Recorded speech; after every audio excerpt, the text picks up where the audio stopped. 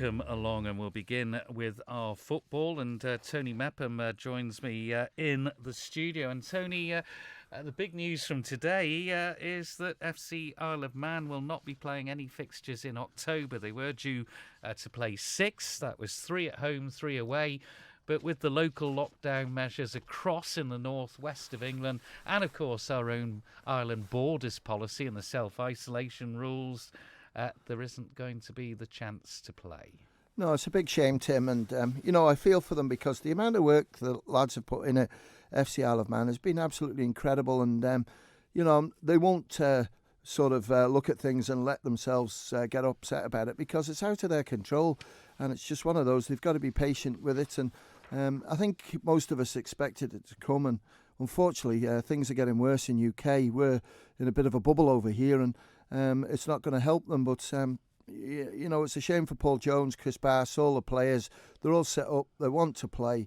I think the clubs as well, the Manx clubs, the 26 clubs, if they've got any players involved, they're up and down as well because they don't know what's happening. So yeah, it's a big shame, and hopefully COVID will sort itself out, but at the moment it doesn't seem to be happening, and I think it's a travesty right the way through any sports, Tim. Of course, earlier last month, at the beginning of last month, they had to withdraw from the Vars competition as well, and that game against AFC Liverpool for the same similar reasons. They couldn't fulfil the fixture. Yeah, it's a big shame, and with playing Guernsey FC twice, it just sort of give them that appetite, didn't it? But I think the second game was a week before they're due to play FC Liverpool, and unfortunately that one's gone as well. So it's just come at a really bad time, but let's just hope that everything stays together. And from what I'm hearing, and a lot of it is second hand but good information, is that the northwest counties are happy for them, the situation that they're in, and next year if things don't happen they're still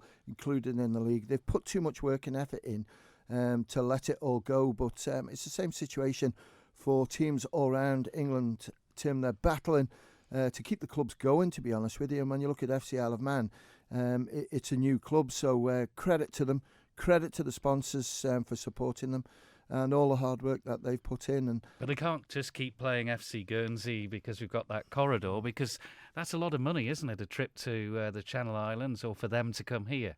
Tell me about it, Tim, because if you remember rightly, the Isle of Man team were due to play in Jersey. I think it was the 24th of June, and we paid for the men and the women to go over and play in Jersey, and that was going to be one heck of a competition, absolutely superb. And Paul at one stage was still going to be manager and take that team over there, but when that was cancelled, we've had to wait patiently to get the money back. And when you're looking at sort of £16,000, the Isle of Man FA can't afford to lose that sort of money, and I think we're nearly there. I think we've not nearly got it all back, but everywhere across in sport we're all battling for money now. I know clubs on the island, certainly Corinthians, we're looking at it on a monthly basis just to see where we can tighten the belt, because we're looking over our shoulders.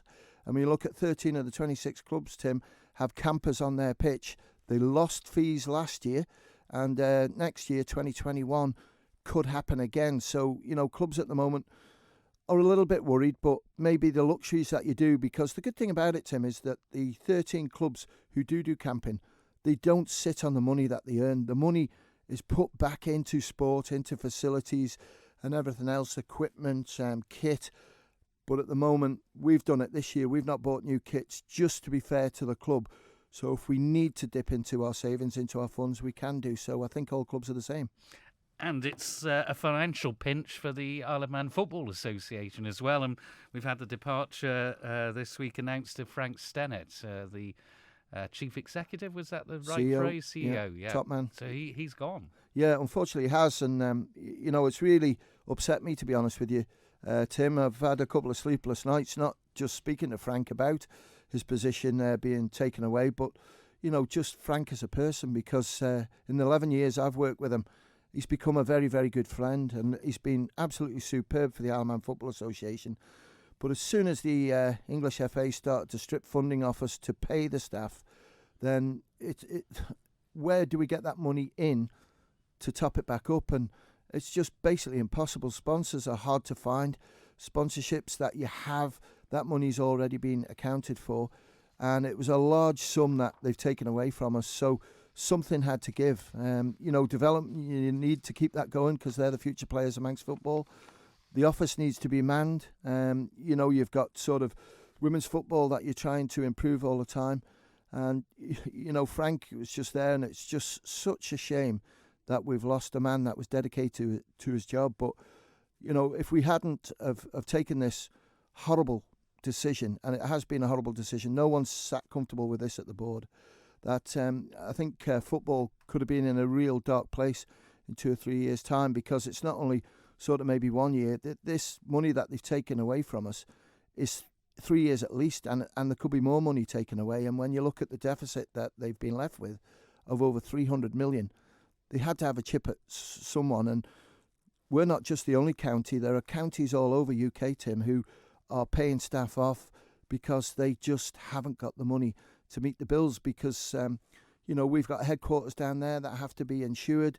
You've got staff that have to be paid, staff that basically run the football. Frank was like the office manager, if you like, and I'm absolutely devastated to see Frank go, but he's a class man, and certainly whatever he wants to do in his sort of whatever final years before he retires, he'll achieve it, because he's a real top bloke. Yeah, we wish Frank the very best in very, very difficult circumstances. Let's deal with matters on the pitch then. Plenty has been happening off the pitch, but on the pitch, top four meet tomorrow. Leaders Russian, they go away up the east coast to Laxey, and then at Balafletcher it's second place Corinthians against third place St George's. Let's have a look at the Laxey v Russian. Good pitch, smaller pitch. Might tighten things up a little bit for Russian. As where with Laxey, they always play the pitch well. Laxey have lost some real quality players to university, which won't help things. Matty Wilkinson, he won't. It won't help missing out him. He's done really well. I think Andrew Burkett has gone now, so they've lost out with him. And just last week, Tim, I'm going to be honest here. Russian against Corinthians, I thought Russian could have sneaked that game. They had a lot of golden chances, great saves by Quirker in goal, Matthew Quirk. But Corinthians didn't quite get it right, I don't think. And then tomorrow against St George's, they have to get it right, because I think Geordies, I've watched them twice this year. A lot of good young players. You might think they're raw. They're not raw. They've been round, winning trophies for a long time. And some of these players now have come into the senior setup. And Johnny Myers, and we're speaking to Johnny later on, has got them playing some great football. And that fixture, when I watched them take St Mary's to pieces, 6-1, then I think Corinthians got to be very careful. Pitch is perfect. Boys have done a great job. I know there's a bit of rain coming in tomorrow, but that's going to be one heck of a battle. And Corinthians have got to sort of, I think, just find a little bit more than they had last week. Otherwise, St George's could win. And that is Friday Football Focus with you and Chris Kinley and Johnny Myers from St George's coming up at 6:30 after this programme. Other games then in the Canada Live Premier League. Ayr against Old Boys. It's Douglas Royal against Douglas Athletic. St Mary's play Ramsey. And the bottom two meet in a big, big game. Marown against St John's. And the winners could really give themselves a bit of a step up. Well, they could do, because a couple of weeks ago, St John's conceded an awful lot of goals against Corinthians. But, last week battled well, as were with Marown. It was their free week. So whether there's any little niggly injuries in there, that might sort themselves out. But I just think that Marown, when you look at their team and you look at St John's team, I just think Marown have got the stronger. I know the younger players, but they're good players. And people like Cameron Avery at the back. You've got Adam Meelan in midfield who can pull the strings. If they can get the goals, Jory Rothwell down that right-hand side, then I think Marown can get the 3 points. I think either side need to get 3 points. A draw's no good for Marown or for St John's. They need to get maximum points, because I think the other teams above them have started to pull away. Douglas Royal have had some great results. That cracking result against Old Boys. Athletic are looking pretty safe now. And when you look at sort of Old Boys and others, I just think they're a little bit too stronger. So I think it's a needs must for either team to take the 3 points. JCK Limited Division 2, just give you the fixtures here and then general comment. Braddon play Onken, Douglas and District against the leaders Union Mills, Foxdale against Maloo, Jims against Colby, Michael against Ramsey Youth Centre and Pulrose against Castletown. Ree will be back tomorrow, but she's been in the wars, so we wish her well. Yes, wish her well with recovery overnight there. But the last time I was in the chair doing Friday Sport, we were virtually saying there was a game, Union Mills are away at Ramsey Youth Centre, I think it was, and you covered it on the Saturday, and we reckoned if Millers won that game, it was virtually all over. Well, it's a lot tighter now, isn't it? It has, Tim, and it was a great game to watch that, and Union Mills in the first half struggled a little bit with Ramsey Youth Centre, and once they were, 3-0 up at half-time, you just thought, there's no way coming back, but they got a goal, and a good battle for them. And yes, Ramsey Youth Centre got their extra goal towards the end, and it made it safe. But Youthy battle well. You've got good players in there, and Nick Hurt has transferred there. And okay, Nick's a little bit older, but the wise head never disappears, does it? And tomorrow, when you look at Union Mills against D&D, D&D are going to find it really tough because Union Mills have got the bit between their teeth.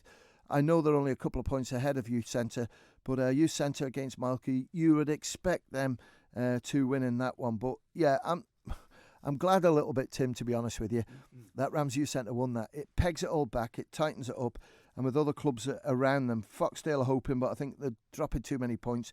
Colby as well. I was at their dinner last Saturday. Hopefully Charlie Omar, their manager, has recovered. For a man to be in that state, I think he was just celebrating. But I think I've seen the videos. He didn't look very well, but hopefully sorted out now.